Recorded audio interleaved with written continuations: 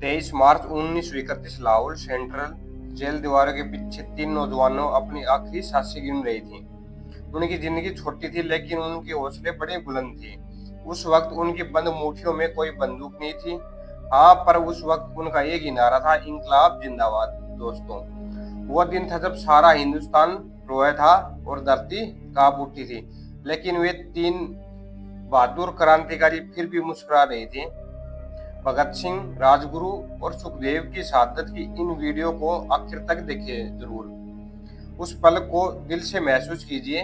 Lahore central jail में 23 मार्च 1931 का दिन था दोस्तों। ये दिन सभी कैदियों के लिए नॉर्मल था, लेकिन जेल के कैदियों को उस वक्त थोड़ा अजीब लगा था। जब 4 बजे चरण सिंह ने उनको आकर कहा कि सभी लोग अपनी अपनी कोठरियों में चले जाएं, कि उन्हें पूछा कि हमें इतनी जल्दी क्यों बंद किया जा रहा है, इसका उन्होंने कोई जवाब नहीं दिया। भगत सिंह ने जेल की कठिन जिंदगी के आदी हो चुके थे। उस समय उनकी कोठरी नंबर 14 का फर्श पक्का भी नहीं था और घास उगी हुई थी। उस कोठरी में इतनी जगह थी कि उनका 5 फीट 10 इंच शरीर आ सकता था बस।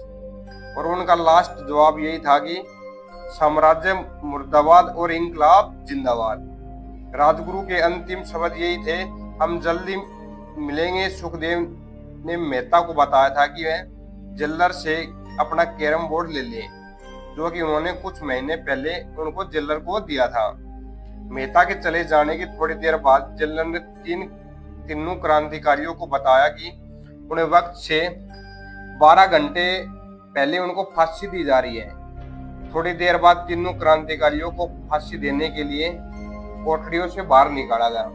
भगत सिंह, सुखदेव, राजगुरु तीनों ने अपने हाथ आपस में जोड़े और वे अपनी प्रिय आजादी का गीत गाने लगी कि कभी वो दिन भी आएगा जब हम आजाद होंगे। ये अपनी ही जमीन होगी और अपना ही आसमान होगा। और तीनों को एक एक करके वजन किया गया। सबके वजन पहले से बढ़ चुके थे। फिर उन्हें कहा गया कि सब स्नान करें और फिर उन्हें काले कपड़े पहनाए गए और उनके चेहरे खुले छोड़ दिए गए। जैसे ही घड़ी में 6 बजे सभी कैदियों को कानों में उट्टों की आवाज सुनाई देने लगी, साथ में गाने की आवाज भी सुनाई देने लगी। तभी जोर जोर से इंकलाब जिंदाबाद और हिंदुस्तान आजाद हो के नारे सुनाई देने लगे सभी कैदियों को। फांसी का फट्टा काफी पुराना था और फांसी देने वाला काफी तंदुरुस्त था। फांसी देने के लिए लाहौर से सादरा से बुलाया गया था। भगत सिंह इतनी तेजी से इंकलाब जिंदाबाद का नारा लगाया था कि कैदी भी इंकलाब जिंदाबाद का नारा लगाने लगे थे। तीनों क्रांतिकारियों की गर्दन में फांसी की रस्सी डाल दी गई। जल्लाद ने कहा, सबसे पहले कौन जाएगा?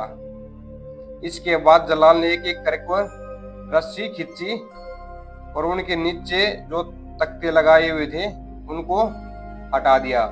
काफी देर तक उन्हें वे रस्सी पर लटकते रहे और अंग्रेजों ने पहले ही योजना बनाई थी कि तीनों का अंतिम संस्कार जेल में ही किया जाएगा।